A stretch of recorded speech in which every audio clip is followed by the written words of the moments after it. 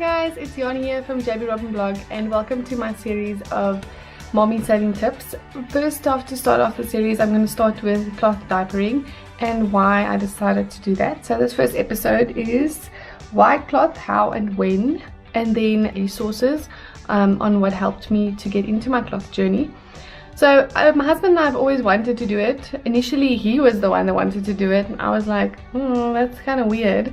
And then when we were at a baby expo when I was pregnant with Paul, we decided not to do it because initially it just felt like too big of a financial investment to pay in at all at once. And at that stage I really wasn't too keen on it. I couldn't really see why someone would want to wash their nappies. Like, just use disposables, they're there for a reason, and so on. As time went by, we completely let go of the idea. I had a few friends that did actually end up doing cloth diapering, and as Paul got older it always lingered in my mind to maybe I should still do it, maybe not. Then as most of you would know, Paul was born with a very rare defect, bladder defect. It happens in only 1 in every 50,000 babies. It's called bladder exstrophy.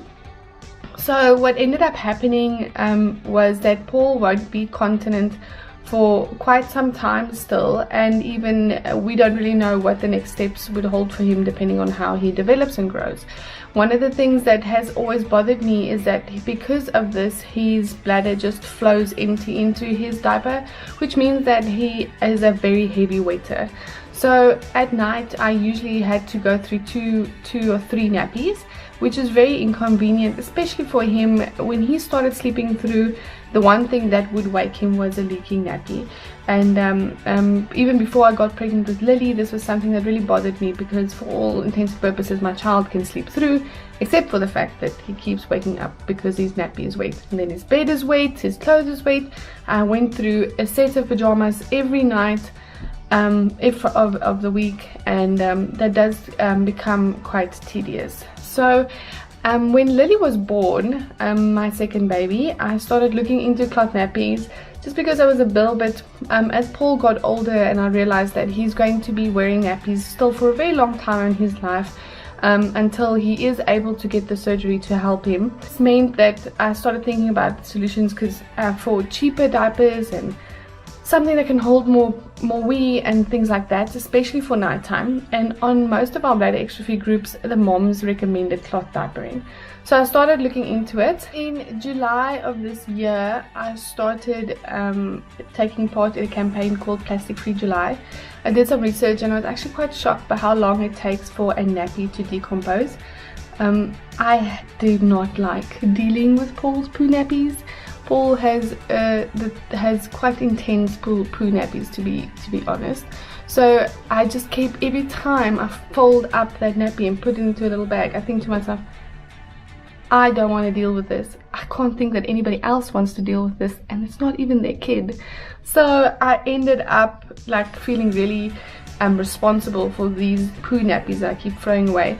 So the cloth nappies also made it a little bit more appealing, whereas in the beginning the poo factor was a bit of a I wasn't sure if that was if I can handle it, but it really is not that bad. So so now also when Paul has a poo diaper, I'm like, I feel quite fine with it. My nappy is not going to take 400 years to decompose. I can just flush it down the toilet and put it in the wash, and my conscience is cleared. So that's also one of the big things, except apart from the night nappies, that made me feel like I want to do the cloth nappies during the day. I discussed it with my two friends that did exclusive cloth diapering with their babies. And the one, I think she got a little bit fed up with me discussing it with her, because she just told me, hold on a second, and she walked away and she came back with 6 diapers and she's like, take these, use them. Her eldest was potty trained at that point, so she wasn't using as many of them as she used to. So she just gave them to me and she's like, test them, try them and see how it goes. So I tested it the one evening, and then from there on I just kind of fell in love with it, so I just kept going. So, and then my another friend also borrowed me 6 of her nappies, which meant that I had 12 to start off with, just to try and use and test, and I was very happy with them. So I kept going with them. I then started buying secondhand nappies from other secondhand nappy websites and things like that. I made sure that they were in good quality and they looked well. So I ended up having, I think, 18 nappies in total. So I ended up having enough to do part-time nappies with the 2 kids. I realized that then that the nappies that I had were all pockets. I will discuss the different type of nappies in the next episodes.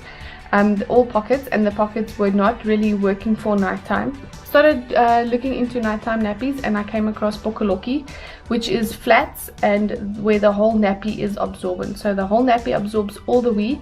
It gives you a longer time frame within which a baby can wear the nappy, which makes it really nice for nighttime. In July, end of July, I ended up getting retrenched. As I think with a lot of people in COVID, lost their jobs and everything like that. So then it didn't just become an eco-friendly situation. It became a thing of, I need to try and save money where we can now. So I tried to keep track of how much money we were saving and things like that. Here are the calculations of the money I saved over the past few months with cloth diapering. Initially I wanted to add that into this video, but there's just too many calculations that I've made that plays a role in the amount of money that I've saved. So I think I'll have to make a separate video for that. So keep a lookout for that. My next video will then be about how I saved money on cloth diapering. For those of you who are interested in it, I haven't actually done the calculations until today, which is the 12th of January.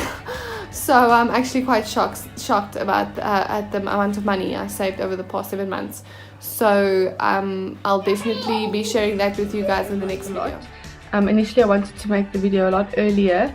I'm actually glad I waited this long, because I feel like I've been through almost every situation with cloth nappies now. So I think that really does help that I'm able to give as much information as possible. I've also learned a lot from my friends and from the cloth nappy groups. So if you are thinking of doing cloth nappies, definitely start engaging in a group, asking questions. No, there's no stupid questions.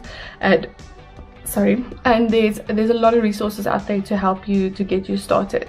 There's also a lot of different types of nappies.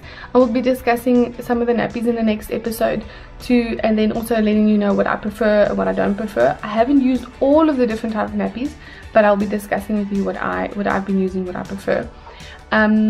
Lastly, I wanted also to say, in the last 4 months, Paul has had diarrhea and he's been sick. Lily's had a rash. We've gone through so many different type of things with these nappies that I really think that, and through it all, I still feel like it has been the best decision. I now hate using a disposable nappy. Every time I put it on the kids' bums, it just feels like I'm wasting money, and it guts me to have to pull out a nappy. So yeah. So I hope that you will join me, and I hope that you will take part in this. I will also be writing a blog post on these if you prefer on reading, and with some pictures and so on, to add on to this. So look in the description, in the link in the description below for more information on the blog posts and pictures. Thank you. Bye.